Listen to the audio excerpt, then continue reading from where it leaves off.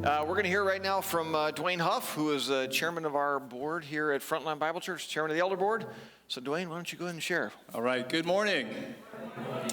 Good morning. So you've been hearing a little bit about a capital campaign. We've mentioned it a few times even last spring and at our congregational meeting. So now we're at the point where we've kicked that off. And so you might wonder, why a capital campaign? Well, it's been a number of years. We did our last capital campaign 22 years ago when we built this facility here. And what a great facility God has blessed us with.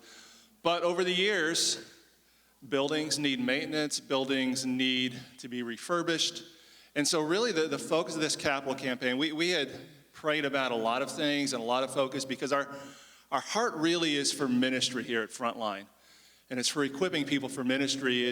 And so we wanted to, and just kind of thought about ideas to make this a broader thing, and to incorporate more ministry. But what it really came down to is without a good facility, without a sound roof on our facility, without heat that works, we can't do ministry. So the building really is a tool to do ministry. So this capital campaign is going to be focused completely on some things that we need for our building, some deferred maintenance, some things that are just getting past due. We need a new roof, and that's become obvious to us over the last year or two.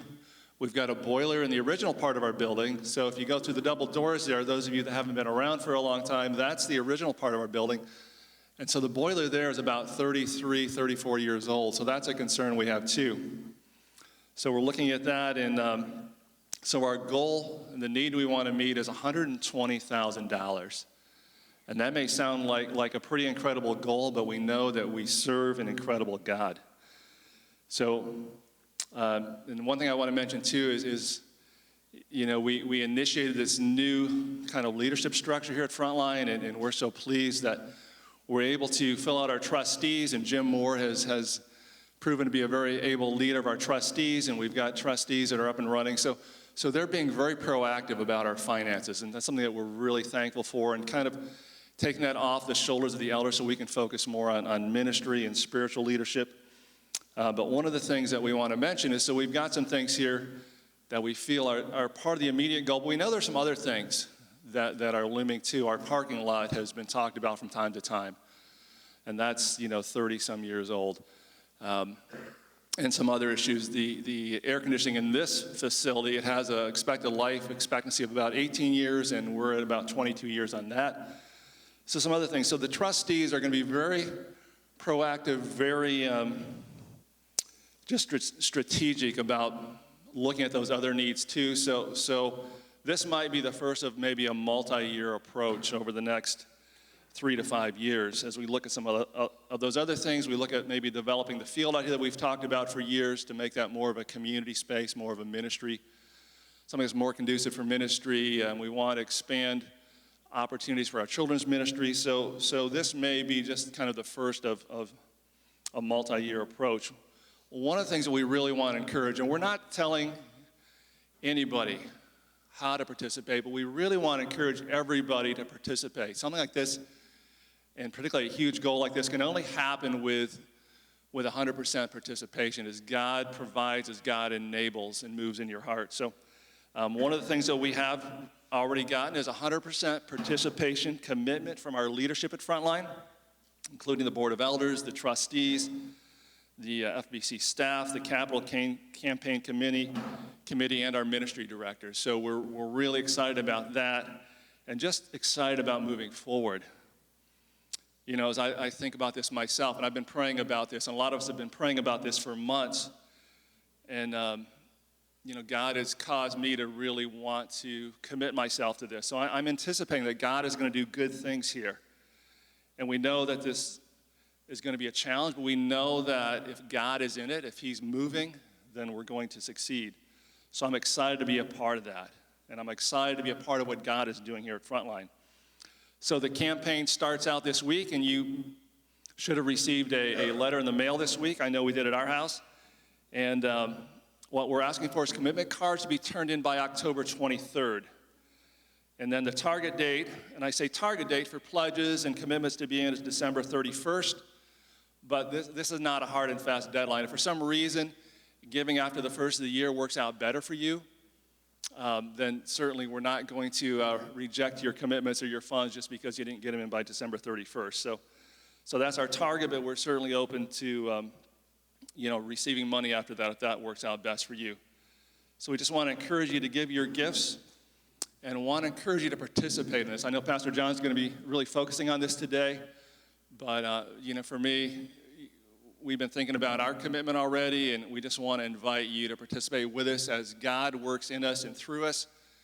As we all join together, I just feel like God is going to do amazing things here. So thank you. Thanks, Dwayne.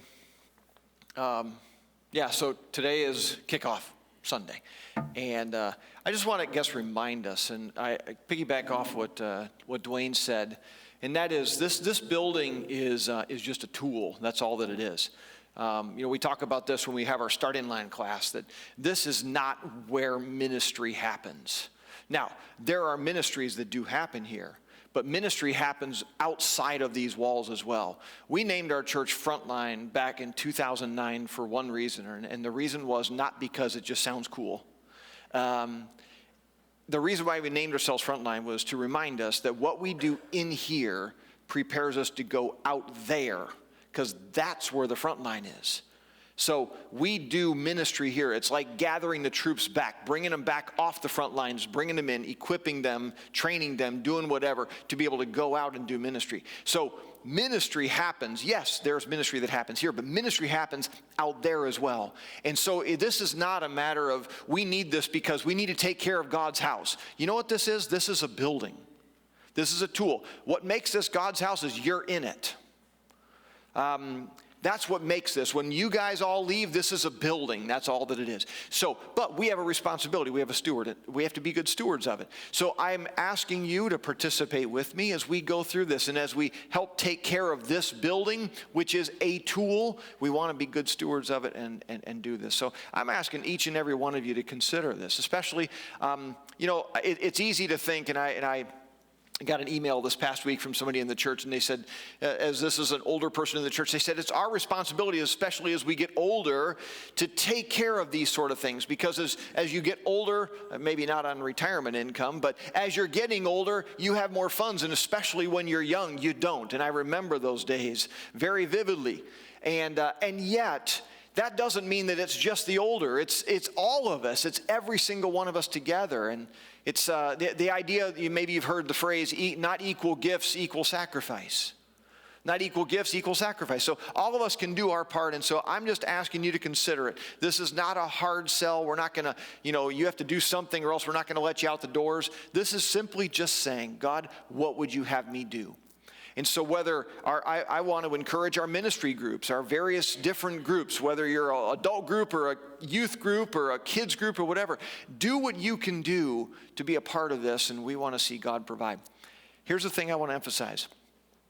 How many of you realize that we're cruising or maybe smack dab in a recession? How many of you are aware of that? Okay, so if you just watch the news, you're well aware, isn't this the wrong time, Pastor, to do something like this? Yeah, really the wrong time, and yet have complete confidence, complete faith that if God is calling us to do it, He will see us through it. That was the whole thing about last week. That was the sermon. If God's calling you to do it, He will see you through it. And that's what I feel. And so it's just more of an opportunity for us to see what God can do and only ways that He can do it. And so I'm just encouraging every one of us to consider it. I do want to, just real quick, I want to say thanks. Before we get into the sermon, I want to say thanks to our Capital Campaign committee members. And some of them are not here today because they're vacationing, Bob and Vicki Dolson. But so welcome, Bob and Vicki. We say hi to you guys online. Thank you for all your work around here, not just with the campaign, but with so many other things. But Bob Dolson and Dave Gruby are our campaign co-chairs. They've been organizing this and just doing a fantastic job behind the scenes.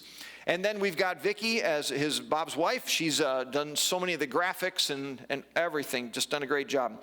Tiffany Burns and Ram Campos, Amanda Marzine, Joe Matias, Jim Moore, and Chris Van Stee. And all of these individuals, I want to just publicly say a big thanks to you guys for your efforts in helping pull this together. Yeah.